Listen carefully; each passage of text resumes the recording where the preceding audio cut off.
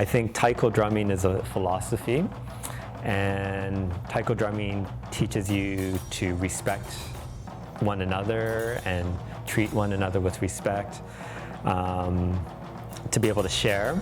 We have to listen, we have to communicate with one another when we're drumming.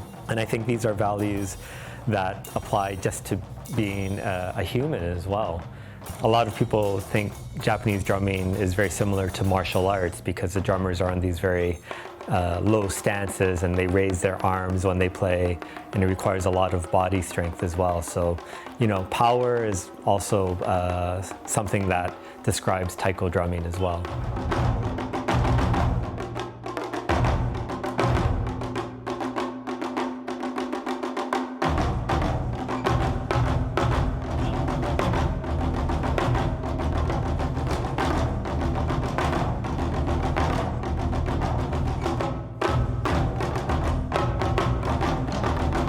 I remember it very clearly when I first saw when I first experienced Japanese drumming.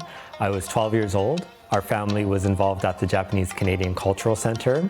They had a big festival in which they invited a group from Japan to perform.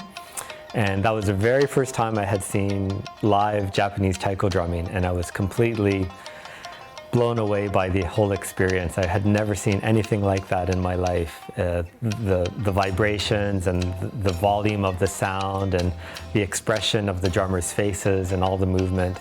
And it was from that point I decided I wanted to learn how to play taiko. When I was 12, I remember playing the taiko drum for the very first time. And it was such an awkward feeling. I felt very uncoordinated, and I didn't have enough power to make a good sound from the drum. 35 years later, I'm still drumming, and I'm still trying to make a good sound, and I'm still trying to develop the power. And I think that's one of the amazing things about this art form, is that you can always get better. You just have to push yourself more each time.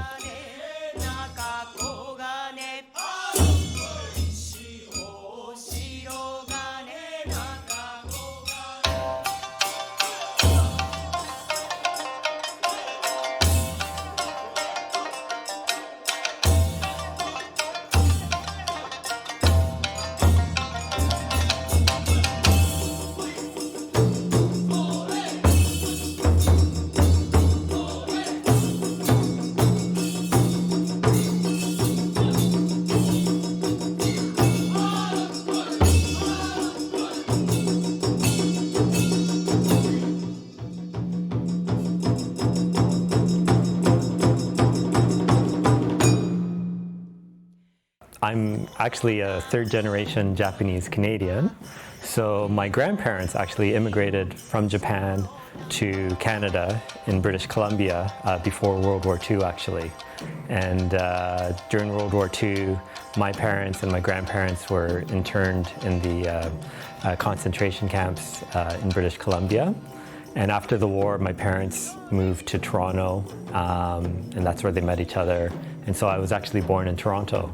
In my early childhood, we grew up eating Japanese food and, you know, watching Japanese television programs, and I went to Japanese school as a young child as well, and we maintained our Japanese culture throughout my childhood. But after I finished university, I decided I wanted to move to Japan to study taiko from Japan, and so I moved in my early 20s and studied for a couple years in Japan with a very famous group called the Kodo drummers. When I first went to Japan, it was quite a shock for me when I first went, because it was so different. I always thought I identified more with Japanese culture, but when I went to Japan, I realized how very much Canadian I was. I was an apprentice, and I lived with 5 other apprentices in an old schoolhouse. And we would wake up at 4:30 every morning, every day, and we would run 10 kilometers every day to start our morning. And we would cook together, we would clean together, and then we would drum all day, usually from around 9 in the morning till 1 o'clock, and then we'd have lunch. And then from 2 o'clock to 6 o'clock, we would drum some more.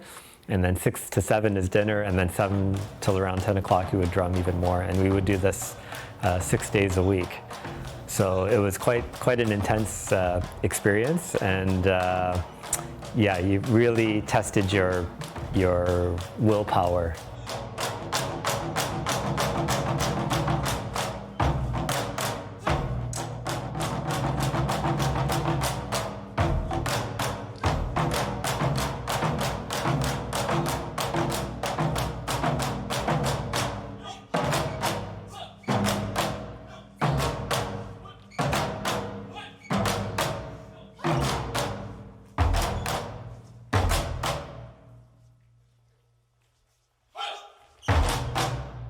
The first time I actually bought a taiko drum, I was in my 20s, and I bought it from Japan, and that one drum cost about $5,000.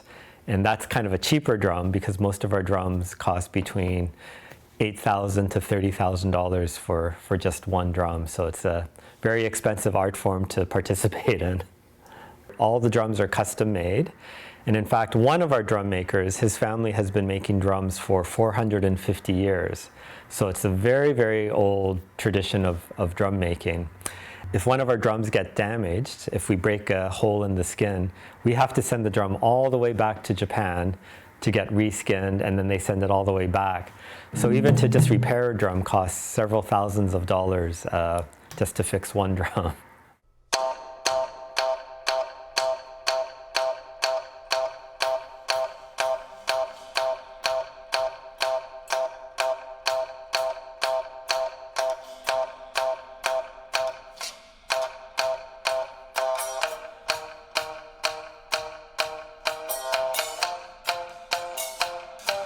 The songs that we chose for this performance were actually all composed by one of our members, Aki Takahashi.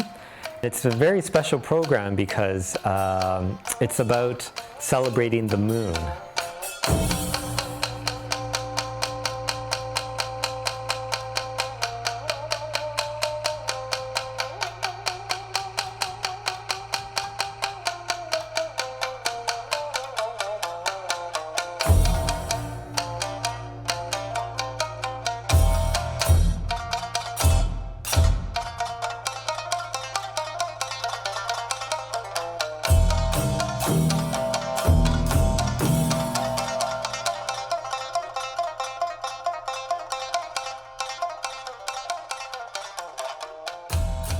My name is Aki Takahashi. I was born in Japan and came here 2001. And I was folk singer and then a shamisen player. This is my instrument, it's called shamisen. Three silk instrument, like three silk strings, and then it's played by the big pluck drum like this, and very percussive and also melodic. It's very unique traditional instrument, and as was playing by myself when I moved to Canada, playing on the street, on the cafe, and then I met Kiyoshi Nagata, and then he saw me and then he introduced me to come to play as an ensemble, and then I'm very happy to play with the other people, the great drummers. I started playing Taiko too.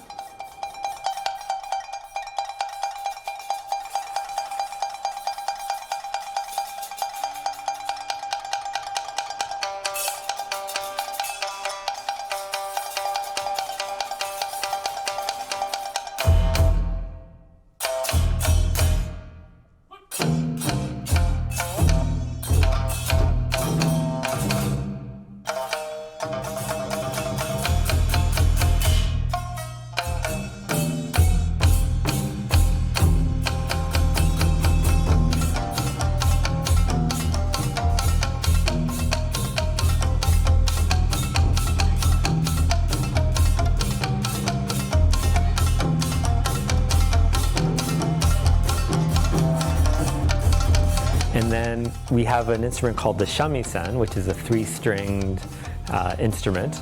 And that's also a very traditional instrument. Most taiko groups don't use shamisen, but we have such a wonderful shamisen player. Her name is Aki Takahashi, and one of very few shamisen players in North America, actually. So we're very fortunate to have her in our group as well. So we like to combine melody and rhythm in many of our songs as well.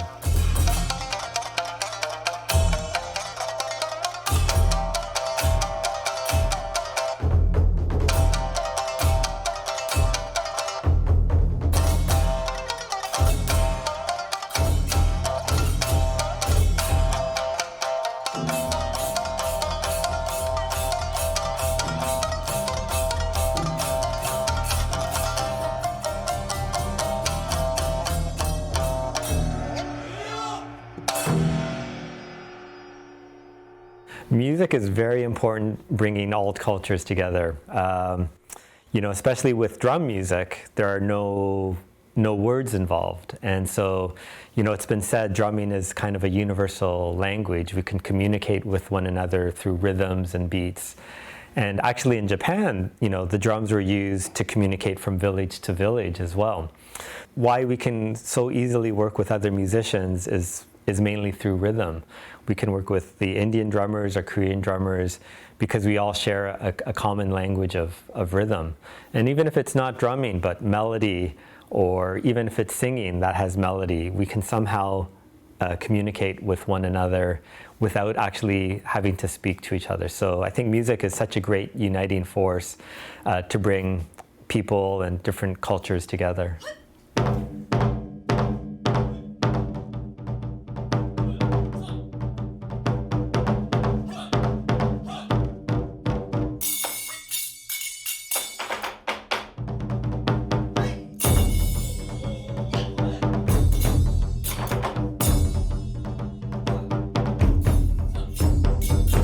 Half of the members have Japanese background. So two of our members are from Japan. One of our members is like me. She's kind of a second or third generation Japanese Canadian. And then we have one that's Chinese Canadian and one that's Vietnamese Canadian. And we're going to have a new member that's also Chinese Canadian. So we're all kind of Asian Canadians, basically.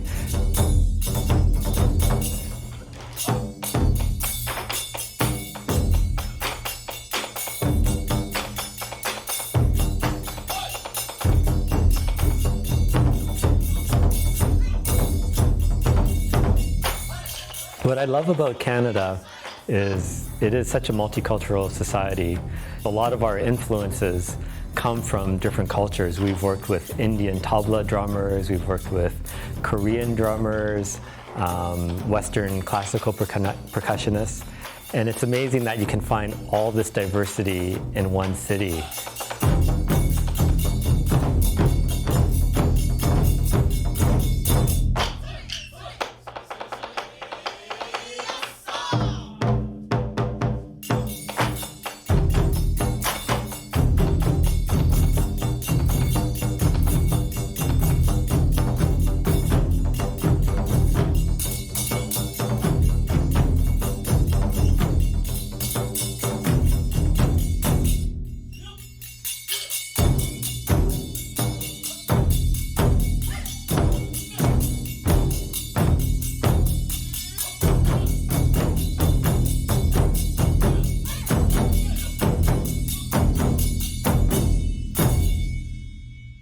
I think the main energy or feeling or word that encompasses Japanese drumming is primal. It's it hits you in the face when you play. The vibrations are really strong. When you're in the audience, you can really feel the vibrations of the drums. It's not technically that difficult, but it requires a lot of strength and a lot of stamina. So I think primal is kind of the word that encompasses what Japanese drumming is all about.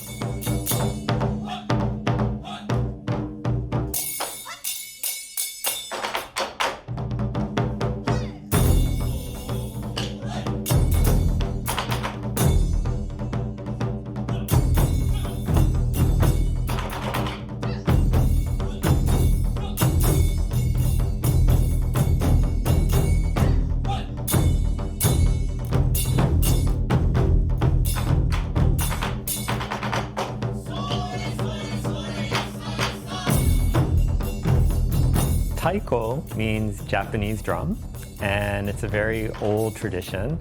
It's believed that Taiko has existed in Japan for over 2,000 years. So the first Taiko I wanted to show you is called a Miya Daiko, and Miya Daiko means a shrine drum. And the reason it's called a shrine drum is because you can find this type of drum in Shinto shrines, which is the indigenous Japanese religion, but you can also find this in Buddhist temples as well. And in fact, it's believed that the drum kind of represents the voice of Buddha. And in Shinto religion, it was believed that the big sound of the drum could communicate with the heavens above. So for example, farmers would play the taiko to communicate to the gods and pray for rain and a bountiful harvest during crop time. The miyadaiko is made from one single carved out tree trunk, and each drum has a handle on it called a kan, so we can lift it. And the skins are made from cowhide. And the cowhide is attached to the drum permanently by these large iron tacks. And in this case, this drum is put on a high cradle. And so the drummers actually have to face the drum and with their arms above their shoulders to play. So this is a miyadaiko.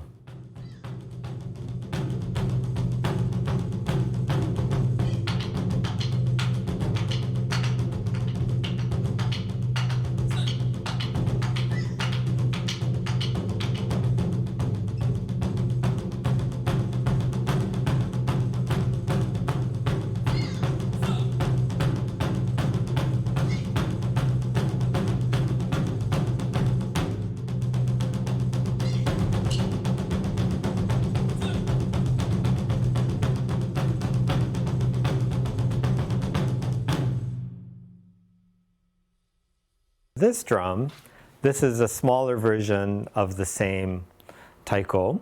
This particular drum was made by a company called Asano Taiko, and their family has been in business for 450 years.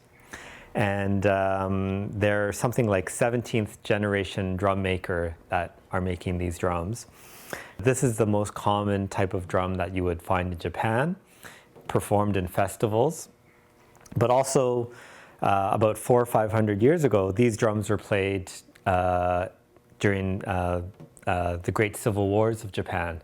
So you would have one army playing the drums to kind of instill courage into the army, and at the same time it would instill fear in the enemies on the other side of the field. So these were like kind of war drums basically as well.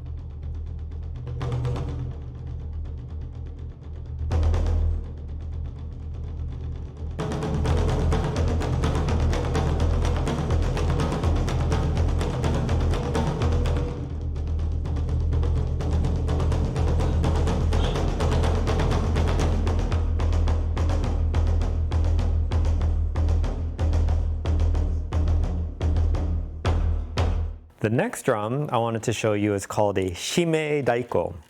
And shime daiko literally means a tied or a tightened drum.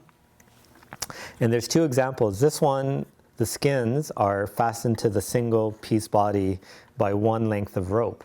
And so traditionally you would have to tighten these ropes before every performance to give it a very high pitched sound. But nowadays, a more modern invention is to use bolts. And that's a lot easier because when you have to tighten these rope drums, it takes two people.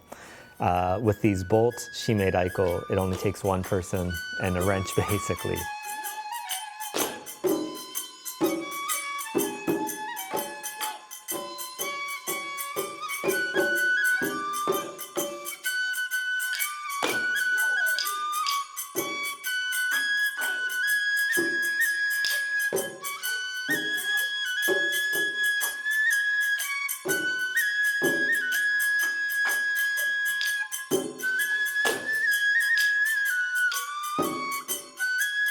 This is called an okedo taiko. And you may not be able to see, but okedo literally means like a wooden pail or a bucket. And it's made from long straps of wood. And the slats of wood are bound together by bamboo. And the heads is basically cowhide, and it's wrapped around an iron hoop, and it's stitched to the iron hoop. And then, so the two heads are attached to the body with one rope. So this drum is tunable. You can tighten it or loosen it to get kind of the sound that you want. And compared to the barrel-shaped miyadaiko, these drums have a bit of a flatter sound, and they're also much lighter. So oftentimes you would carry these drums or you would wear them around the shoulder and play them.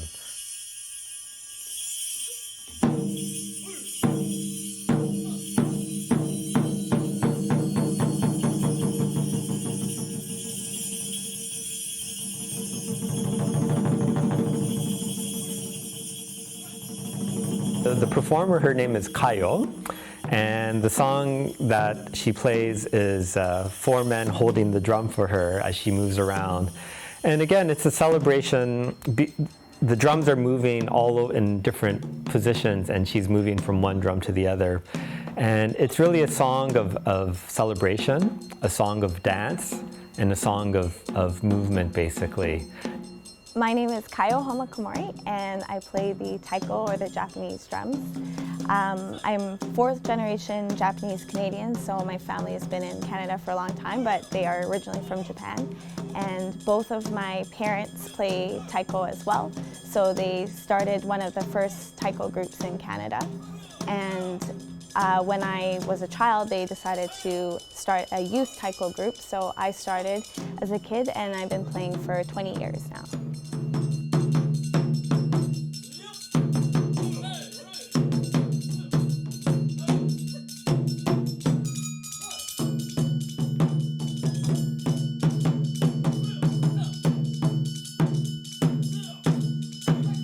In order to play these big drums, we have to practice a lot, and that gives you the strength and the stamina to be able to play, long shows.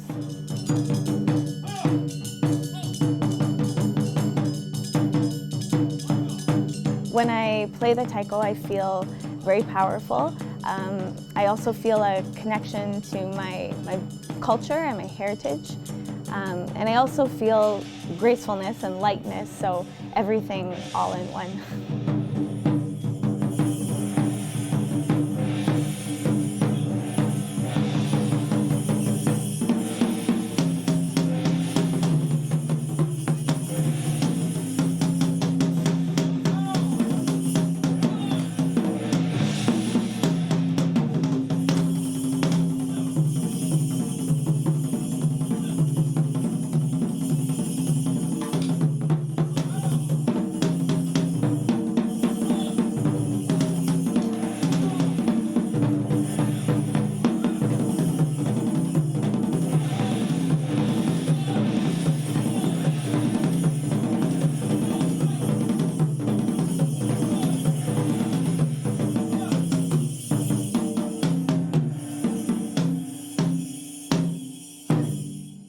I always tell people I'm Japanese Canadian because I don't want to forget my roots and where I come from and all the traditions that I grew up with.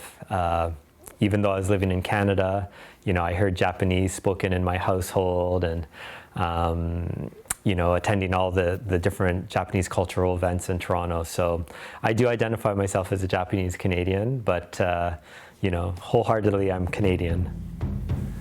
If I were to compose a piece that kind of encompasses or describes the Canadian values, I guess, I would write something, for me, I would write something extremely powerful.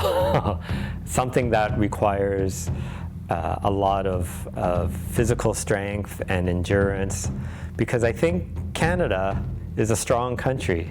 But it's also a very compassionate country too. Because of that compassion, it does require a lot of strength in government and in the people. People have to be accepting of one another. So I would write something that just shows how strong we are as a nation, how strong we are as a people. So I would write something very, very big and very powerful, because I think that represents Canada.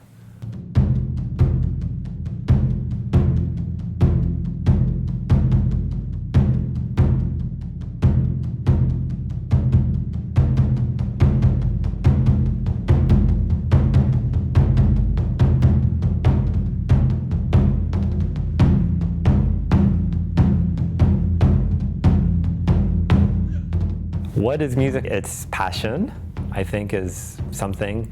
You have to be passionate about music. I think it's uniting, as we talked about. Not only bringing cultures together, but even within my group, how we can come together for a united goal, I think is something important. And for me, personally, I think it's discipline as well. With taiko drumming, it takes a lot of physical strength and physical power. and I'm always striving to get better, but the only way you can get better is through discipline. So I think those are the three words that kind of describe taiko drumming and music for me. I always want to grow as a musician, and it's kind of funny because right now I'm in my late 40s, but taiko is such a physical art form, and I wonder to myself how long I can keep on doing this for. But I know that this is something I'm going to do for the rest of my life. If I live to be in my 80s or 90s, I'll still be playing. Maybe I won't be playing the big drums anymore, but flute or some smaller instruments. That's always been my goal.